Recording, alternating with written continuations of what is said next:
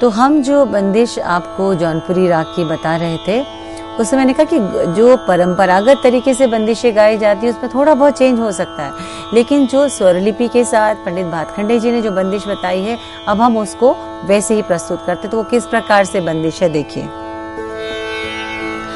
मन हरवा मोरी रे, मन हरवा मोरी रे, चूड़िया रंग दे सुहा, चूड़िया रंग दे सुहा, मन हरवा मोरी रे।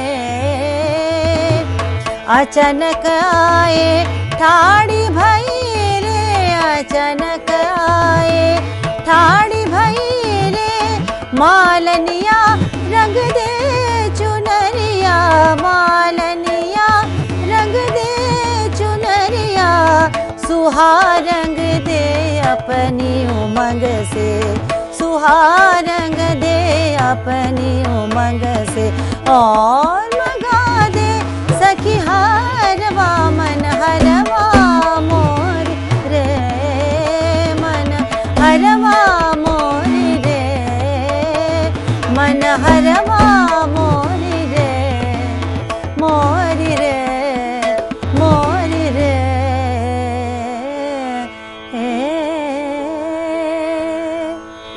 तो ये हमने आपको एक उदाहरण दिया कि एक बंदिश जो कि परंपरागत तरीके से भी जैसे गाई जाती है, और उसको उस समय पंडित भातखंडे जी ने सुना विद्वानों से, उसको स्वरलिपिबद्ध किया, और फिर वो बंदिश हमें उनकी पुस्तकों में आज उपलब्ध है, जो कि हम सभी गाते बजाते हैं।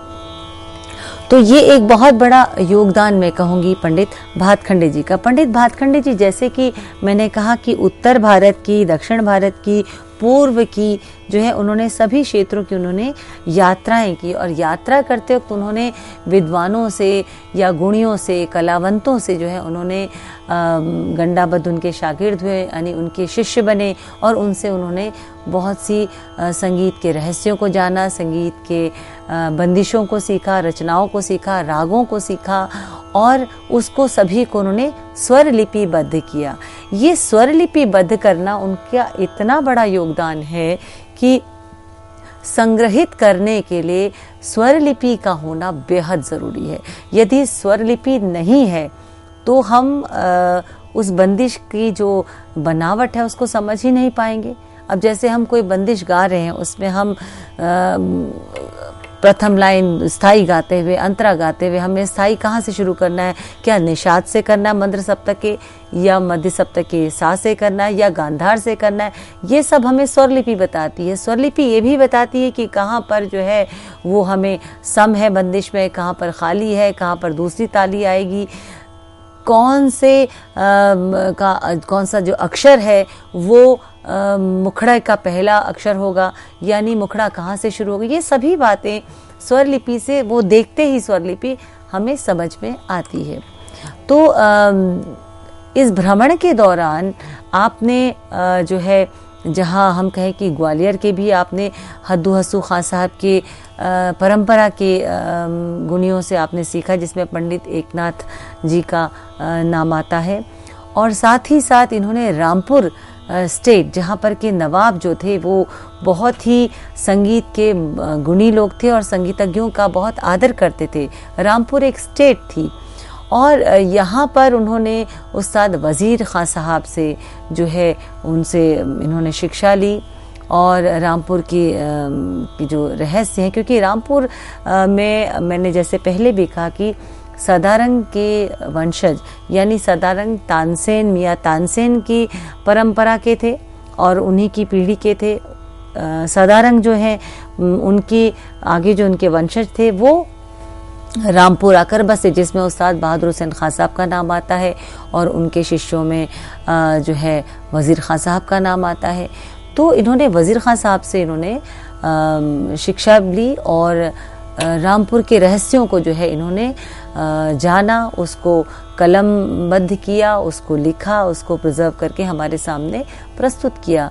तो इसको ऐसे ही नहीं, बल्कि उसको सोच समझ के, कहीं से भी कोई उनको ज्ञान मिला उन्होंने बहुत सोच समझ के उसको परखा, उसके रहस्य को जाना, उसके सूत्र के रूप में उसको प्रस्तुत किया, या बंदिशों के संग्रह के रूप में प्रस्तुत किया, या शास्त्र के रूप में उन्होंने प्रस्तुत किया। तो अपनी पुस्तकों में उन्होंने उसको बहुत विस्तार से उसको बताया है।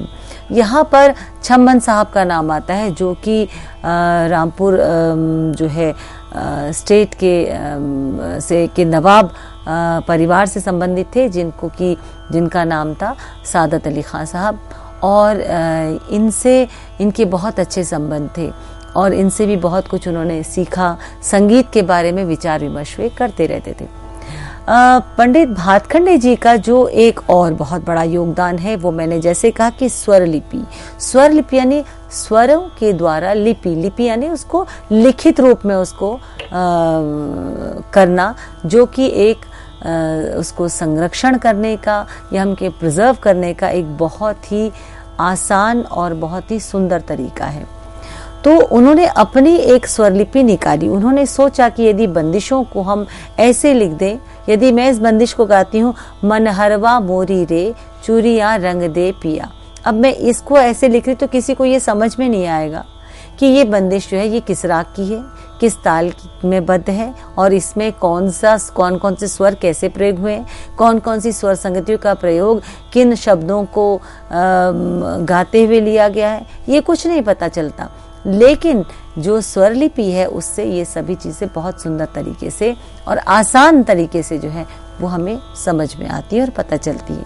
तो स्वर लिपि में सबसे पहले उन्होंने कहा कि जो शुद्ध स्वर है उसके लिए स्वर का कोई साइन उस पर नहीं लगे, यानी जो सारे गामा पध नी जो स्वर है, जो षडज ऋषभ गांधार मध्यम पंचम धैवत निषाद, इनके जो शॉर्ट फॉर्म्स कहेंगे या इनिशियल्स कहें, जो अंग्रेजी में बात करते हैं, तो क्योंकि हम षडज करके नहीं गा सकते, ऋषभ करके नहीं गा सकते, तो हम सा रे ग इनको इस प्रकार से हम गा सकते हैं।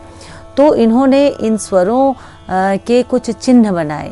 इन्होंने ये बताया कि यदि सा है या रे है उस पर कोई चिन्ह नहीं है तो इसका मतलब वो शुद्ध स्वर है, और यदि उस स्वर के नीचे लेटी हुई लाइन है तो इसका मतलब वो स्वर कोमल है। जैसे ऋषभ जो है यदि उसके नीचे कोई लाइन नहीं है, कोई साइन नहीं है, तो यानी वो शुद्ध ऋषभ है। जहां उसके नीचे स्लीपिंग लाइन यानी एक लेटी हुई रेखा खींच दी जाती है तो वो कोमल हो जाता है, यानी अपने स्थान से वो स्वर थोड़ा सा नीचे की तरफ खिसक जाता है। इसी प्रकार से किसी भी स्वर के ऊपर यदि खड़ी लाइन है या खड़ी रेखा है तो उसको हम कहते हैं तीव्र। और तीव्र स्वर कौन सा है? सिर्फ मध्यम। मध्यम के ऊपर यदि खड़ी एक छोटी सी पंक्ति लगा दी जाए या एक खड़े होने का एक लाइन ड्रॉ कर दी जाए मध्यम के ऊपर, तो उसे हम कहते हैं वो तीव्र है। तीव्र का मतलब है कि अपने जो वो स्वर है अपने स्थान से थोड़ा सा ऊपर की तरफ जा रहा है। इसी प्रकार से उन्होंने कहा कि किसी भी स्वर के नीचे यदि कोई डॉट लगा दिया जाए तो इसका मतलब वो मंद्र सप्तक का स्वर है, यानी वो लोअर ऑक्टेव का स्वर है। यदि उस स्वर में कोई भी डॉट या कोई साइन नहीं, इसका मतलब वो मध्य सप्तक का स्वर है। और यदि उस स्वर के ऊपर बिंदी है तो ये तार सप्तक है, यानी हायर ऑक्टेव है।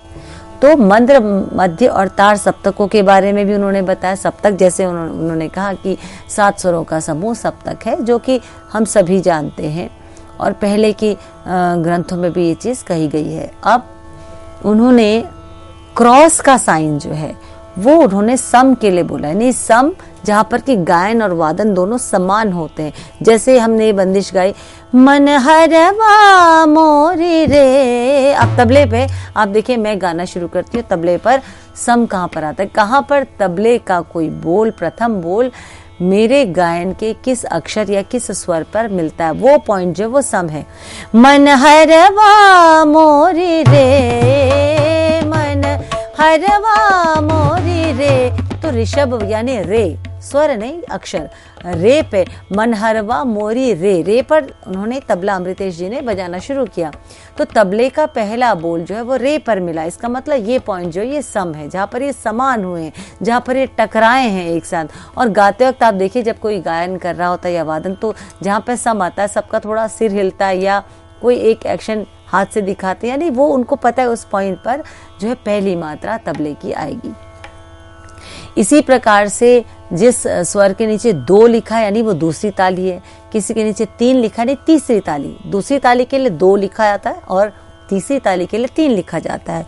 अब 0 साइन जो उन्होंने खाली के लिए दिया, यानी जो हम धा धिन धिन धा धा धिन धिन धा धा तिन तिन ता, जहाँ धा तिन तिन ता आएगा वो खाली दिखाएंगे। जैसे अब ये बंदिश कहाँ से शुरू हो रही है, 1 2 3 4 5 6। मन हरवा मोरी रे, मन हरवा, हा पे जो है खाली आती, जो निशब्द क्रिया है, तो ये इसके लिए इन्होंने खाली के लिए 0 का इन्होंने साइन किया। अब किसी भी स्वर और किसी दूसरे स्वर उससे नीचे किसी स्वर पर यदि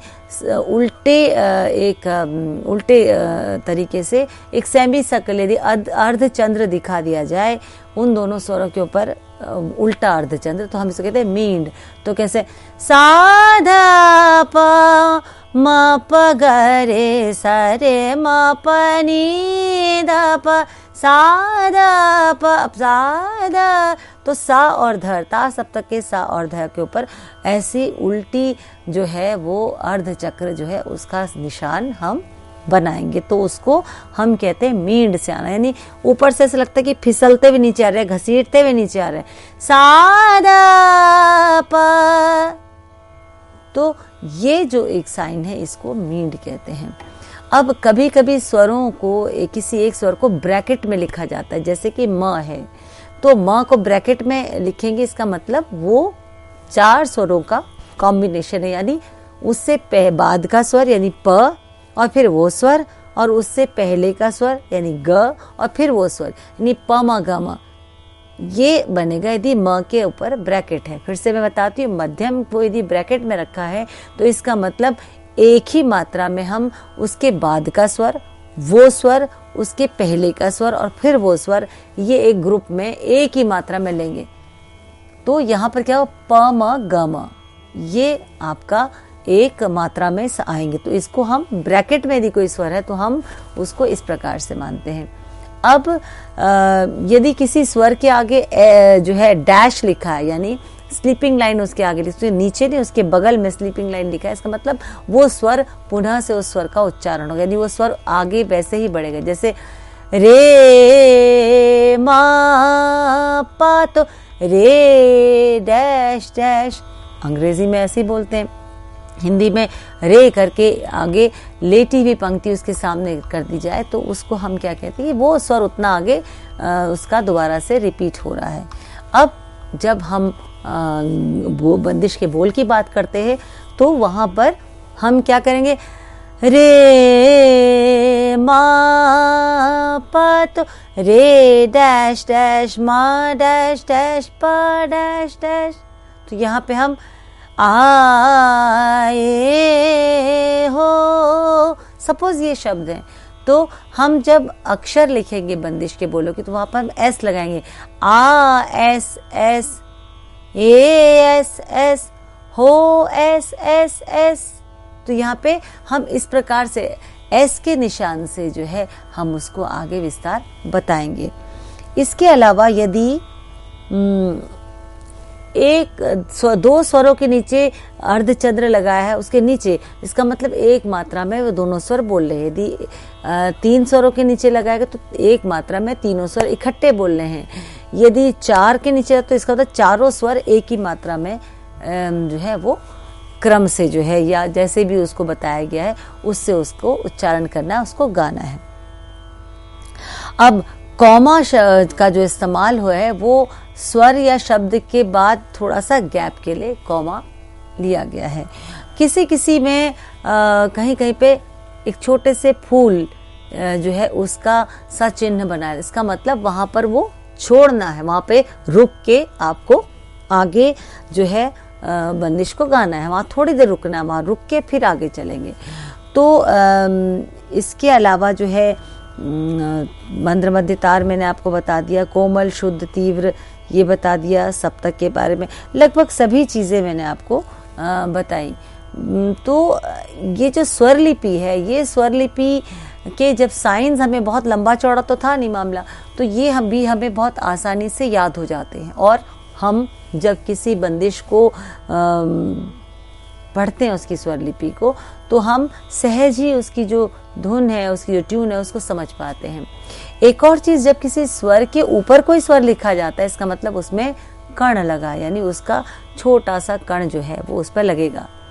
तो ये उनकी स्वरलिपि पद्धति जो थी ये बहुत सफल रही, और ये स्वरलिपि पद्धति आज के युग में भी उतनी ही सफल है जितनी वो अपने आरंभिक समय में रही होगी। क्योंकि इन स्वरलिपियों से आप यदि भूल भी जाते हैं तो स्वरलिपि के को देखकर आप आज से 20 साल बाद भी यदि किसी बंदिश को गाएंगे तो वो स्वरलिपि आपको बिल्कुल वैसे ही आपको उसका स्वरूप बता देगी, सामने रख देगी जैसे कि वो पहले आपने सीखा था। इसलिए स्वरलिपि पद्धति जो है उसको बहुत सुंदर तरीके से जो इन्होंने बताया, उसके लिए हम पंडित भातखंडे जी के बहुत ऋणी हम लोग हैं, क्योंकि स्वरलिपि पद्धति से तो इतनी बंदिशें जो हैं वो प्रिजर्व रहीं। और एक और बात कि पहले के लोग गायन सुनने नहीं देते थे, अपना वादन सुनने नहीं देते थे, तो मुझे लगता है कि पंडित भातखंडे जी ने बड़े मुश्किल से, बड़े कष्ट से, या कहें बड़े उनको अनुनय विनय से उनसे वो चीज़ें आदर पूर्वक जो है उनको सम्मान देते हुए चीज़ें उनसे प्राप्त की। ऐसा कहा जाता है कि उन्होंने मराठी में ये सभी बंदिशें जो हैं ये संग्रहित की, क्योंकि मराठी उनकी मातृभाषा थी और स्वाभाविक है कि मातृभाषा में व्यक्ति बहुत सहज होता है। लेकिन आगे चलकर उनके शिष्यों ने जो है उसको क्रमिक पुस्तक मालिका को हिंदी में उन्होंने अनुवाद उसका किया, जो कि हमें आज स्वरलिपि के रूप में, विभिन्न पुस्तकों के रूप में हमें आज मिलती है। तो ये तो बात थी पंडित भातखंडे जी की स्वरलिपि के बारे में। तो जब हम स्वरलिपि की बात करें तो हम एक बंदिश गाते हैं पंडित भातखंडे जी की।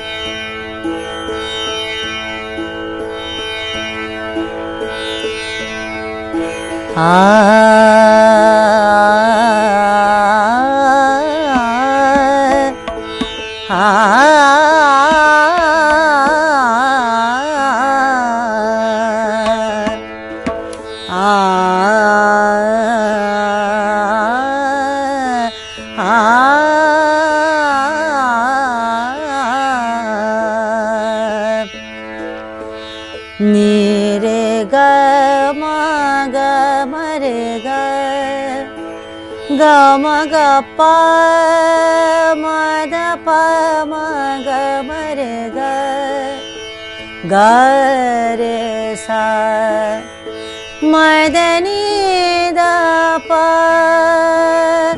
प म ग म रे ग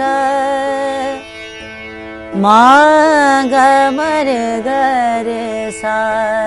तो स्वरों से आपको समझ में आ गया कि ये पूरी अधनाशी राग है। नी रे ग म रे ग ऋषभ कोमल है, नी रे ग म मध्यम तीव्र है, म द प धैवत कोमल है, प म ग म रे ग रे सा। तो जब हम इस राग के स्वरूप को देख रहे हैं तो हमने देखा ऋषभ कोमल है, मध्यम तीव्र है और धैवत कोमल है। हमने इसको सीधे सीधे समझ लिया कि ये पूर्वी ठाट के अंतर्गत ये राग आता है, यानी पूर्वी जो है ठाट है उससे इसका जन्म हुआ है।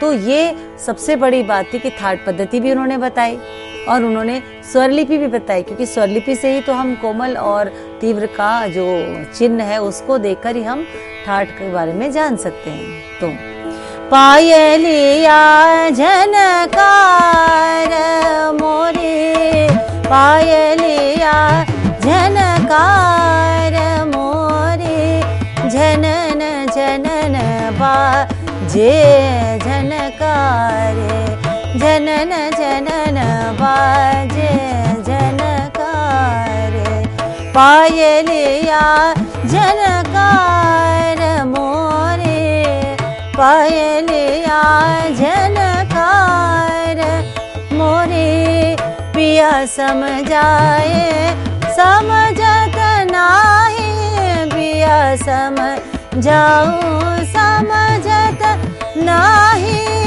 सास ननद मोरे देंगी गारी, सास ननद मोर देंगी गारी, पायल या झनकार मोरे, पायलिया झनकार मोरे, झनन झनन बाजे झनकार, पायलिया झनकार मोरे, पायलिया झनकार, निरे गा मा ग मरे ग, ग म ग प म द प म ग, ग म द नी नी द प प म ग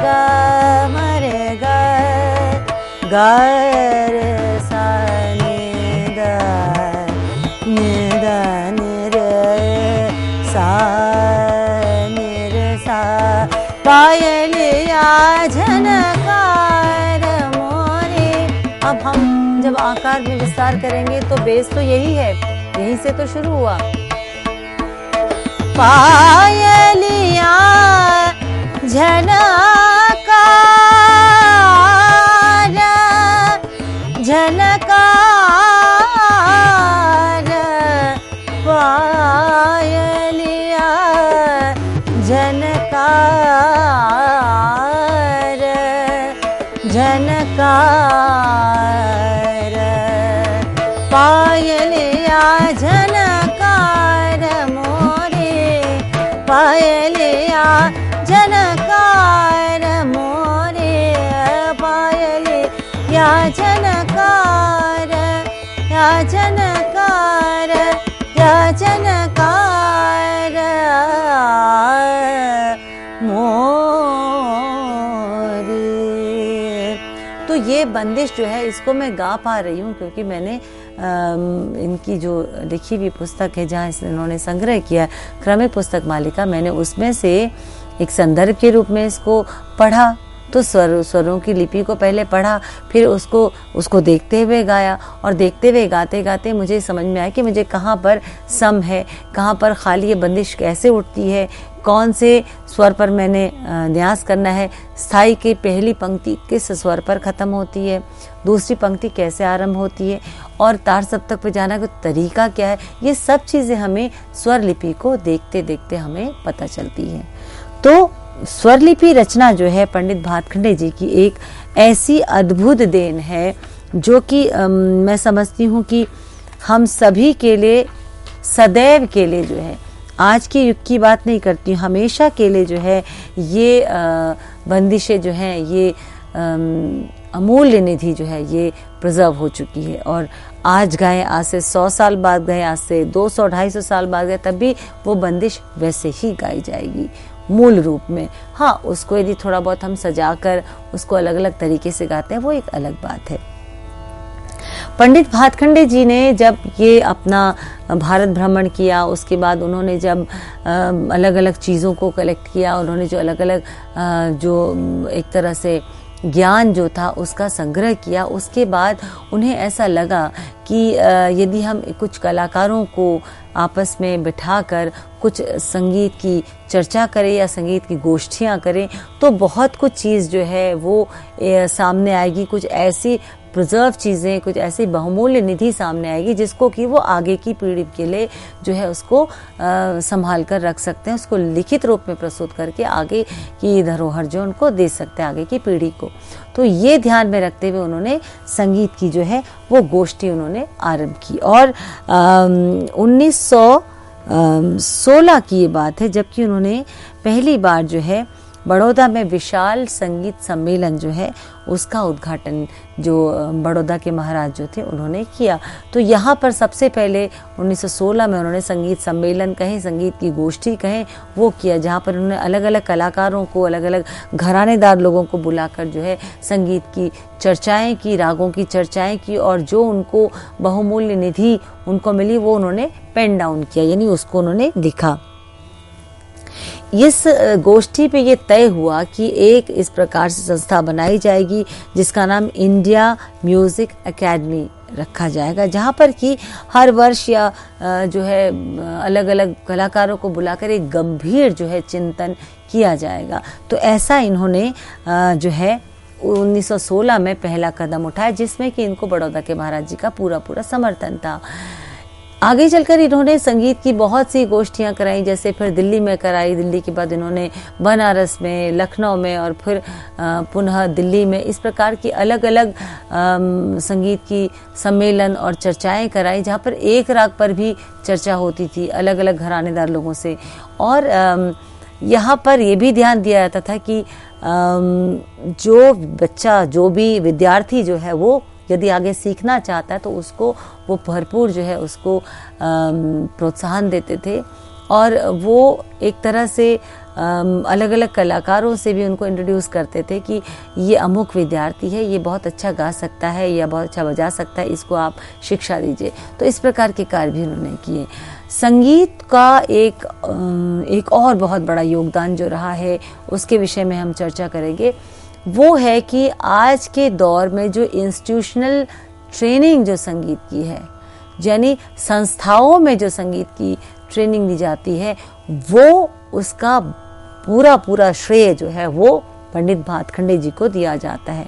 हाँ, एक और बड़े संगीत महान वाग्यकार, महान विद्वान हुए, उनका नाम था विष्णु दिगंबर पलुस्कर जी, पंडित विष्णु दिगंबर पलुस्कर जी, जिन्होंने भी संस्थागत संगीत शिक्षण पर बहुत कार्य किया।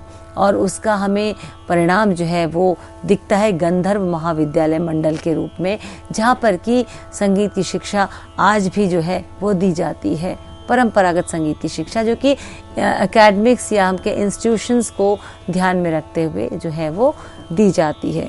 तो इस तरह से जो है पंडित भातखंडे जी ने लखनऊ में मैरिज कॉलेज की जो है वो स्थापना की, जो आज भातखंडे संगीत विश्वविद्यालय के नाम से जो है वो जाना जाता है। और यहाँ पर आज के संदर्भ में बहुत सा शोध कार्य हो रहा है, विद्यार्थियों को सिखाया जाता है और उनको एक कलाकार के रूप में भी उनको बनाने की पूरी कोशिश की जाती है, उस तरह की ट्रेनिंग उनको दी जाती है। तो ये इंस्टीट्यूशंस में आप और हम जैसे लोग जो शायद नॉन म्यूजिकल फैमिलीज हैं, जहाँ पर कि गाना जो है बजाना वो कार्य नहीं हो रहा, या उसको संगीत जो है वो एक माहौल नहीं है, ऐसे विद्यार्थियों के लिए संगीत की जानकारी देने के लिए, संगीत के ज्ञान को अर्जित करने के लिए जो है अलग अलग संस्थाओं में संगीत को इंट्रोड्यूस किया गया। इस विषय को हम जो है कल पुनः हम जो है आपके सामने प्रस्तुत करेंगे। और ये एक ऐसा विषय जो कि बहुत रोचक भी है, और ये जानकारी भी विद्यार्थियों को होनी चाहिए कि ऐसा जो हम सीख रहे हैं, हम यूनिवर्सिटीज़ में जाते हैं, हम कॉलेजेस में जाते हैं, हम अलग अलग एकेडमीज खुली हुई हैं, अलग अलग संगीत के विद्यालय खुले हुए हैं, तो वो उसका कार्य जो है वो शुरुआत पंडित भातखंडे जी को बहुत सारा देन इसका जाता है। हम बात करते हैं इंदिरा कला संगीत विश्वविद्यालय की, जो खैरागढ़ में स्थित है, जो एक समय में एशिया का सबसे बड़ा संगीत महाविद्यालय रहा, ये यूनिवर्सिटी रही है। तो यहाँ पर पंडित भातखंडे जी के शिष्यों द्वारा ही कार्य किया गया शुरू में, जो कि एक प्रचार का एक बहुत बड़ा माध्यम था, जहाँ उनको एक संस्था पर आकर विद्यार्थियों को शिक्षा मिलती थी। पहले के समय के हिसाब से कहीं जाने में जो हिचक थी, कुछ ऐसी जगह संगीत की शिक्षा होती थी जहाँ पर कि साधारण परिवार के लोग जो है वो नहीं जाते थे। तो इसीलिए वहाँ से संगीत निकाल कर उस्तादों से, गुरुओं से सीख कर जो है उन्होंने इसको संस्थागत संगीत के रूप में इसको परिवर्तित किया। और उसकी वजह से संगीत जो है आज घर घर में जो है संगीत लोग सीखते हैं, स्वयं सीखते हैं, अपने बच्चों को सिखाते हैं, और शास्त्रीय संगीत के प्रति जो है एक बहुत आदर का भाव रखते हैं। तो हम इंस्टीट्यूशनल ट्रेनिंग की बात करते हैं, तो इन्होंने ग्वालियर में माधव संगीत विद्यालय की स्थापना की, और बड़ौदा में इन्होंने म्यूज़िक कॉलेज जो है बड़ा बड़ौदा म्यूज़िक कॉलेज, उसका भी शुभारंभ आपने ही किया था। ऐसे दिग्गज, ऐसे विद्वान, ऐसे जो है संगीत के प्रति जिन्होंने अपना समर्पण किया, ऐसे महान विभूति पंडित विष्णु नारायण भातखंडे जी को कौन नहीं जानता आज के संदर्भ में। पंडित भातखंडे जी द्वारा स्थापित भातखंडे संगीत महाविद्यालय जो है उसकी शाखाएं जो है वो जगह जगह पर हैं, जो कि पूरे भारत में फैली हुई हैं और उनकी परंपरा को जो है वो आगे लेकर जा रही है। जिस प्रकार से उस परंपरा में संगीत के प्रति, शास्त्रीय संगीत के प्रति जो जागरूकता थी, जो एक तरह से उसके प्रति जो उनकी श्रद्धा थी, तो ये सब चीज़ें जो है उन्होंने बड़े सोच कर इंस्टीट्यूशंस में डाला। भातखंडे संगीत महाविद्यालय की शाखाएं बहुत जगह हैं। रही बात ग्वालियर की, वहाँ पर भी इन्होंने जो है माधव संगीत विद्यालय को शुरू करवाया। तो ये एक बहुत बड़ा कार्य कहे कि इंस्टीट्यूशंस में संगीत को लेकर रहा। आप और हम जो आज पढ़ रहे हैं, विश्वविद्यालयों में डिग्री ले रहे हैं, वो उसकी देन जो है पंडित भातखंडे जी को जाता है और हम सभी जो है उनके ऋणी, हमें उनका धन्यवाद करना चाहिए कि उन्होंने इतना महत्वपूर्ण कार्य किया आगे की पीढ़ी के लिए, कि एक धरोहर के रूप में वो संरक्षित है, सुरक्षित है। हम आज भी जाते हैं लाइब्रेरीज में, तो किसी बंदिश को जानना होता तो पुस्तक खोलते हैं। जैसे कि मैं भी एक पुस्तक लेके बैठी हूँ, इसमें पंडित भातखंडे जी ने सारे चिन्हों के साथ बकायदा राग की शुद्धता को बरतते हुए राग के बारे में पूरा डिटेल पहले लिखा है, उसके आरोह पकड़ दिए और उसके बाद उन्होंने बंदिश को तालबद्ध करके बंदिश को बताया है। तो ये पंडित भातखंडे जी का एक ऐसा योगदान है कि जिसको जो भी विद्यार्थी या जो भी कलाकार उनकी बंदिशों को गाने के लिए, सीखने के लिए उनकी पुस्तकों को खोलता है, तो वो स्वाभाविक है कि वो बंदिशें जो हैं उसको हर तरह से कंप्लीट रूप पे उसको मिलती है। ये अलग बात है कि बंदिशों को जब हम सीखते हैं तो स्कूल कॉलेजों में जो सिखाया तो उसका थोड़ा सा तरीका गुरु शिष्य परंपरा में अलग होता है। तो इसी के साथ जो है आज का व्याख्यान यहाँ संपन्न करते हैं और इनके बारे में, इनकी शिष्य परंपरा के बारे में, इनके द्वारा लिखित पुस्तकों के बारे में हम चर्चा अपने अगले व्याख्यान में करेंगे। नमस्कार।